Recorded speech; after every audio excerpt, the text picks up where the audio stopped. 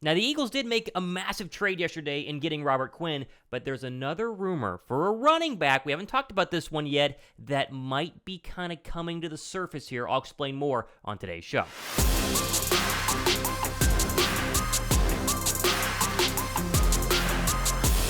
What's up, guys? Thomas Mott here. Welcome into the Thomas Mott Show on a Thursday as Philadelphia, waking up feeling pretty darn good after trading for Robert Quinn yesterday. And yet, as the trade deadline is still not here yet, next Tuesday at 4 p.m. Eastern Time, there's still time for another trade. And running back seems to be the final spot that Eagle fans want Howie Roseman to go ahead and grab. And Alvin Kamara is a name that has just popped up on the Philadelphia Eagles' radar. Now, that's been talked about a little bit the past couple of days, but there isn't hard, concrete reporting. A lot more speculation on this one, right? Now, you base off the fact that Philadelphia was trying to trade for Christian McCaffrey, and you get articles like the SportsRush.com one we're going to look at on the show today that might suggest Kamara could be the next option versus like a Kareem Hunt or a David Montgomery, who we talked about on the show just a couple of days ago. So let's go to the article here. Be the Sports Rush, and I'll emphasize this is not ESPN, right? This is not Fox News. This is not Albert Breer, or I should say, Adam Schefter reporting this, but let's at least try to dissect what could be going on with a possible trade for the Saints' Alvin Kamara. So here's your headline. Quote, Alvin Kamara trades. Will Saints send the star running back to the Philadelphia Eagles? This comes early this morning, and here's what they had to say. The Saints have had a disappointing season thus far. After a close win against the Falcons in their season opener, they have struggled to find ways to win. After 7 games of the season, the Eagles have won just 2 and lost as many as 5 games. I don't know what it means about that.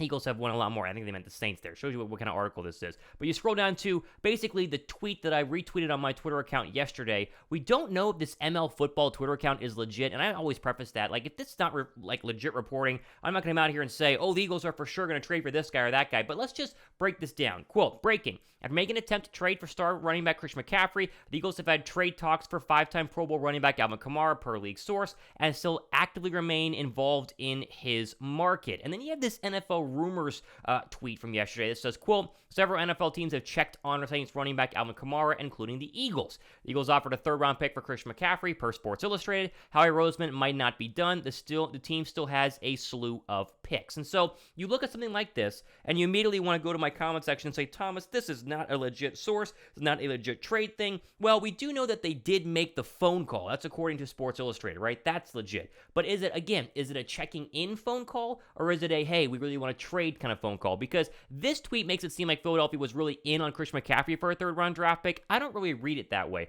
I read it more as Philadelphia called and kind of fished around the McCaffrey market to kind of see if they would take a 3rd-round draft pick. When they said that they would not, then they immediately moved off of it. And so I think Philadelphia has called the Saints. I believe that side of the reporting. But are they really interested or just trying to get a bargain deal? Because the Robert Quinn trade was a bargain deal. A 4th-round draft pick for a star pass rusher is a bargain deal, no matter what you say in the comment section about his age or his 1 sack this year, even though his production's been very, very good, not naming sacks. Pass rush win rate's really, really high. So we're not really sure if this is a done deal or if this is a deal that is going to get done, but it does clearly show that Philadelphia is in the market for a running back. You go back weeks from now or weeks prior to this, and there was a full report on they made a call for Josh Jacobs earlier this offseason, and so clearly Howie wants to go ahead and get a back. The question is it Montgomery? Is it Josh Jacobs? Is it Alvin Kamara? Is it somebody, Kareem Hunt? We do not know, but it does feel like one more trade could go ahead and be in the running for the Eagles. Now, let's just say it is Kamara, right?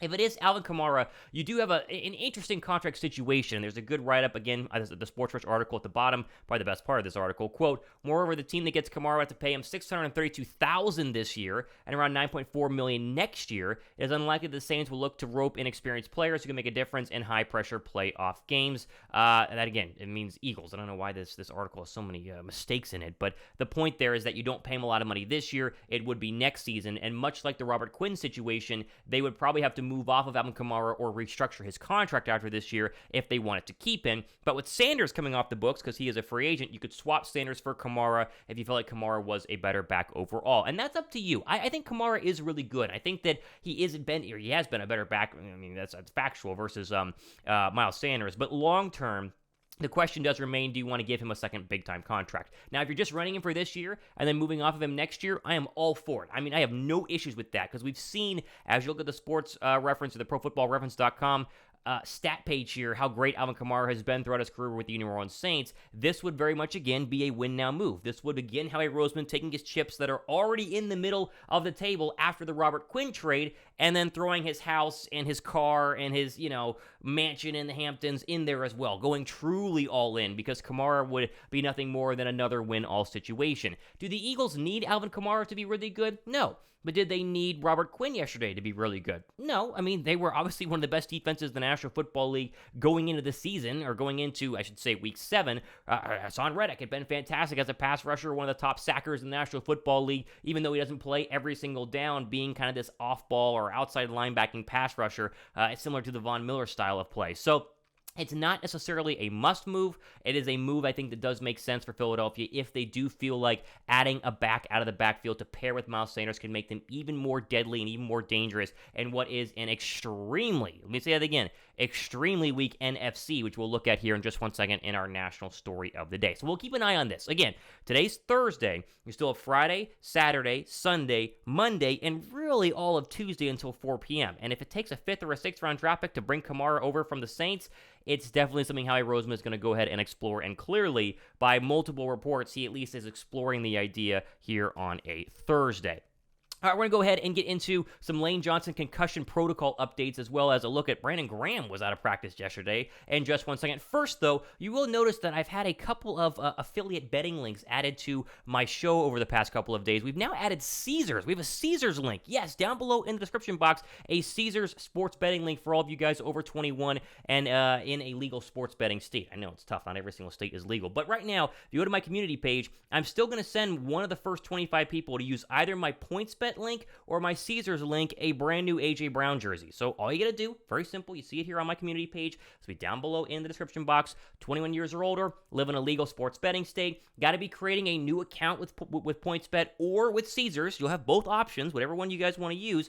Place a bet on that new account, and then you got to send me proof of signing up and proof that you went ahead and placed a bet on the account. So just send to my email, thomasmottshow@gmail.com, your sign-up link, and then your little bet slip. Very easy to take a screenshot. Send me that, and then if you're one of the first 25, you might be selected to go ahead and have me send you an AJ Brown jersey. So a couple more weeks on this. It'll go till November 15th, and so you've got to go ahead and get your bets in. Do it with my PointsBet link or my Caesars link. Really excited to have these as part of the show. All the details are down below in the description box. Okay, let's go over here to the injury report on a Wednesday. You get injury reports on Wednesday. You get them on Friday as well. So you get kind of updates and peeks into where Philadelphia is at. It's interesting that right now, Lane Johnson was limited in practice yesterday. It looked like he was doing some drills.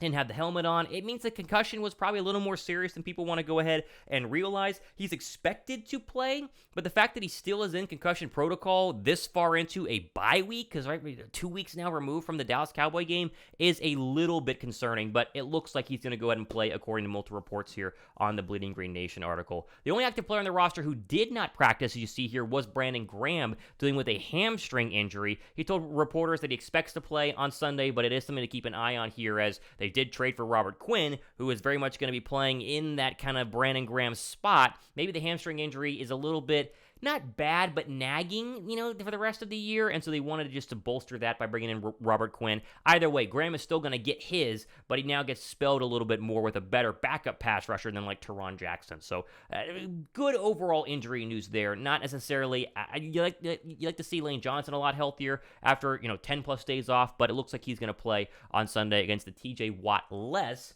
Pittsburgh Steelers in what will be a very fun and very interesting battle for Pennsylvania. Okay, over to our National League story of the day. We do need to mention the Tampa Bay Bucs tonight on Thursday Night Football, but really the NFC as a whole, and show you how big of a deal this game is for the Eagles. We always kind of tie the Eagles into our national story of the day. And let's just mention the Bucs really quickly. What's the real problem here? You can say Brady, and you see how ESPN has Brady, looking rough and not playing well, the picture with his hands down on his knees, blah, blah, blah. Here's the deal. Brady's still playing well. He hit a wide-open Mike Evans before what should have been a touchdown to open that game against Carolina last week, and Mike Evans dropped it. Now, Brady's not playing at an all-pro Brady level like he did last year, where he led the league in almost every single major stat, but the real problem here is that the defense has been letting them down, and what should be one of the best defenses in the National Football League. They're the worst rushing football team through 7 weeks in NFL history. Not just this year, NFL, they're that bad running the football, and the receivers are kind of old. Godwin's playing on one leg. Julio Jones is basically non-existent. Mike Evans is their only good wide receiver. They're just not as loaded as they had been a couple of years back when they went ahead and won a Super Bowl. With that being said, I do think Tom Brady can figure things out and really, get back to his winning ways in what is a super weak NFC South. But I see the Bucs as a potential, wild card opponent for a number 2 seed Eagles if you're not the number 1 seed, or a divisional round opponent if you are the number 1 seed.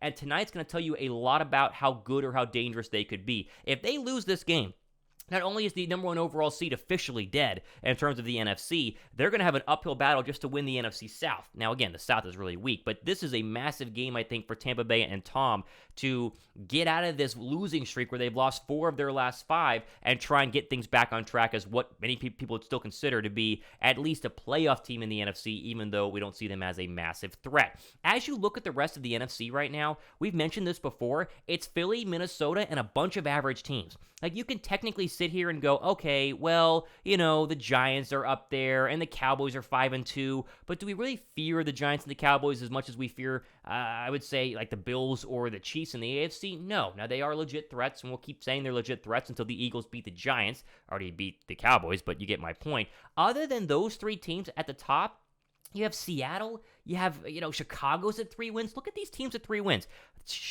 After Seattle, the lone 4-win team, you have Chicago, Arizona, Atlanta, Green Bay, Washington, Los Angeles, San Francisco, Tampa, and then you have a bunch of 2-win teams. The proof is in the pudding that this is a terrible, terrible year to be in the NFC, or really a good year to be in the NFC, but a terrible overall year in the NFC, and it shows you why Philadelphia went ahead and made a Robert Quinn trade, why they went ahead and did all these offseason moves, and why, we talked about at the start of the show, Alvin Kamara could be an option, another running back option to make another trade, because if you don't want to go all in this year, when are you going to go all in? Like, the Eagles are primed to go deep into the playoffs, and so you might as well spend some draft capital, pull a Los Angeles Rams, and put all your chips in the middle of the table, because every single season you can't win a Super Bowl. You got to pick your time, right? There are certain years where it's a lot easier for you to go ahead and have a chance versus other seasons. This is the Eagles' time. Now, does that mean they have to win a Super Bowl this year? No, it doesn't mean they have to win a Super Bowl. You'd like them to. You'd expect them to get pretty darn close, but you want to do everything possible to go ahead and give you the best opportunity, and a trade for Kamara, and obviously the trade for Robert Quinn, would go ahead and do that for the Philadelphia Eagles. So we'll keep an eye on the Thursday night game tonight. It's a big one for Lamar and Baltimore, too, because Lamar's been awful in fourth quarters and really not great overall this season. So you finally get an interesting Thursday night football game. If the Bucs lose, though, this NFC becomes the NFC East, the Vikings, and a bunch of really average football teams that you don't think could come to Philadelphia and actually win in January at the Link in a cold weather divisional round or maybe NFC Championship game in the NFC. All right, there you go. That's it for today on the, Thursday edition of the Thomas Mott Show. If you guys appreciate what I do here on the show, try to get you guys up to date on everything in the National Football League, give this video a thumbs up. I really scrambled to get the Robert Quinn show up late yesterday. I was going to a tennis match, and I had to get that show up for you guys. If you appreciate that, thumbs up. YouTube loves the thumbs up button, and then be sure to subscribe, and we'll see you guys when we jump in on a Friday edition of the Thomas Mott Show. Tomorrow, I'm going to go ahead and get back to my reaction video. So we're going to look at some of the national, takes of the week and react to them. Didn't do it last week because some things were going on. We're going to do it tomorrow, though, so stay tuned for that one. All right, I'm Thomas Mott. Out of time. This has been the Thomas Mott Show.